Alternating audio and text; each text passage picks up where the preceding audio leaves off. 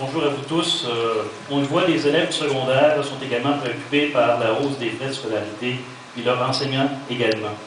Mardi dernier, le conseil d'administration du syndicat d'enseignement de l'Estrie a résolu d'appuyer ouvertement la coalition Estrie contre la hausse.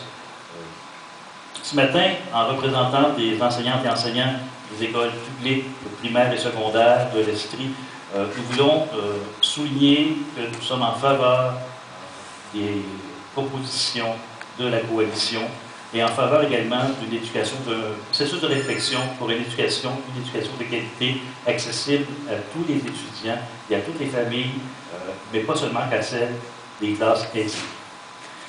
Les étudiants, vous le savez, ont parcouru beaucoup de chemin avec leurs revendications, et je ne parle pas seulement que des kilomètres, des différentes manifs qu'ils ont fait. Leurs combats permettent à la population tout entière actuellement de prendre connaissance au jour le jour que la hausse des frais de scolarité cache le véritable problème des universités, c'est-à-dire celui de la gestion de leur financement.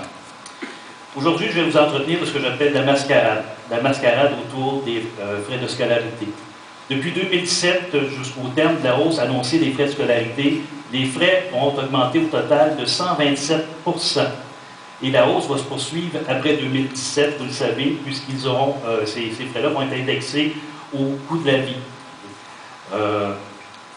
Les frais de scolarité, ça ne se limite pas non plus seulement à ce qu'on paie pour aller à l'école. Ça concerne 12 frais, l'achat des manuels, les fameux frais afférents, chargés par les universités, les frais de logement, les frais de nourriture, puis aussi, parce que c'est beaucoup critiqué, les frais que les étudiants mettent dans leurs loisirs.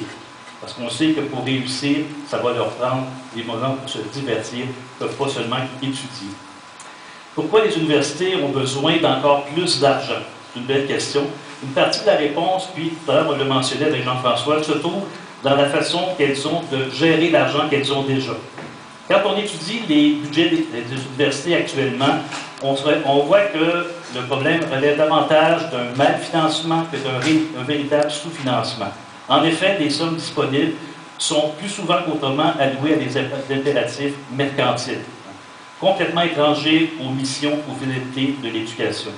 De plus en plus d'argent est dirigé vers des projets de recherche avec l'industrie, vers la masse salariale des directions, des cadres, vers la publicité au détriment du fonctionnement, des budgets de fonctionnement et des budgets d'enseignement. Le sous-financement est d'abord un prétexte pour adapter nos universités au modèle canadien, au modèle américain et faciliter leur reconversion dans un modèle marchand. C'est vraiment ça qu'on vise actuellement.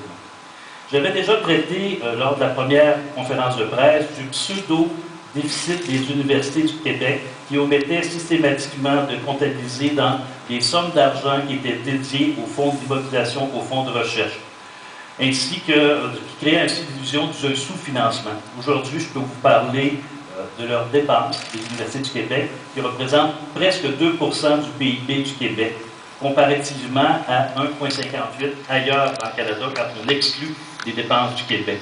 C'est donc à dire que nos universités québécoises dépensent davantage que toutes les autres universités au Canada. Ainsi, il est peu probable, à notre avis, que les hausses de frais de scolarité permettent d'équilibrer les budgets des universités. Parce que les faits démontrent que chaque fois qu'il y a eu des hausses de frais de scolarité, le gouvernement s'est désengagé d'une part équivalente au fil des années qui ont suivi. D'ailleurs, quand on regarde cette fameuse part du gouvernement, si je fais référence à la date à laquelle moi j'ai commencé mes études, ces frais-là, ils ont diminué, ils ont passé d'engagement du gouvernement de 87 % à 63 % aujourd'hui, alors que dans la même époque, ce qu'on a demandé aux étudiants, la fameuse juste part, elle a doublé. Le gouvernement ne veut pas mieux financer les universités, il veut simplement se désengager du financement. On entend souvent dire que les hausses vont permettre d'engager les meilleurs professeurs, d'avoir les meilleurs équipements, d'améliorer la qualité de l'enseignement. Or, ce sont des gestionnaires et des cadres qui forment l'essentiel des récentes embauches dans les universités. De plus en plus, on a besoin de ces personnes-là parce qu'on est en reddition de compte avec les partenaires de l'industrie privée avec lesquels on fait de la recherche. Pour réduire l'impact des hausses des droits de scolarité pour les étudiants, le gouvernement va injecter des nouveaux fonds dans les programmes d'aide financière aux études. Ces fonds, d'où viendront-ils? Je vous donne dans le mille. Ils vont venir de votre augmentation des frais de scolarité. Vous allez vous-même enrichir le programme qui va vous aider à vous appauvrir. L'augmentation des frais de scolarité affectera l'endettement et l'accès aux études universitaires. C'est bien clair. Pour l'heure, les étudiants du Québec sont les moins endettés au Canada. Et le Québec dépasse de 3 % la moyenne canadienne de fréquentation universitaire. Alors, ça risque de changer. Le gouvernement oppose à la gratuité puis au gel des frais de scolarité une hausse des impôts de la classe moyenne, alors que l'augmentation des frais de scolarité est considérée comme la bouée de sauvetage de tout le système universitaire.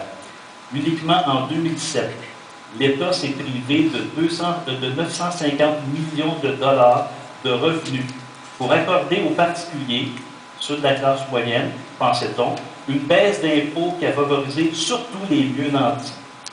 En comparaison du 950 millions, la gratuité scolaire représente 700 millions de dollars par année. Des décisions de cette même nature que les gouvernements ont fait au cours des années, il y en a plusieurs. En 2000, le PQ s'est privé d'un gain de 2 milliards de dollars en indexant les paliers d'imposition. En 2001, toujours le PQ s'est privé de revenus de 1,2 milliard de dollars sur la réduction des taux d'imposition. Puis quand on a procédé à l'élimination progressive de la taxe sur le capital, le gouvernement libéral s'est privé de près de 900 millions de dollars de revenus. Ceux d'entre nous qui ont des enfants qui poursuivent des études postsecondaires le savent bien. Bien plus souvent qu'autrement, ce sont les parents qui paient les frais. Et même, je dirais plutôt 2 fois qu'une. Une première fois au travers de nos impôts, puis une deuxième fois pour payer la juste part de la ministre Beauchamp. Resserrer les crédits d'impôt auprès des entreprises rentables, pas auprès de n'importe lesquelles, juste de celles qui sont rentables, rapporterait au gouvernement des revenus supplémentaires d'environ 250 millions de dollars par année. Exactement la juste part que la ministre va aller chercher dans les poches des étudiants. De plus, l'instauration d'un impôt minimum équivalent à 1,5 % du revenu net des entreprises générerait des revenus additionnels de 150 millions de dollars par année.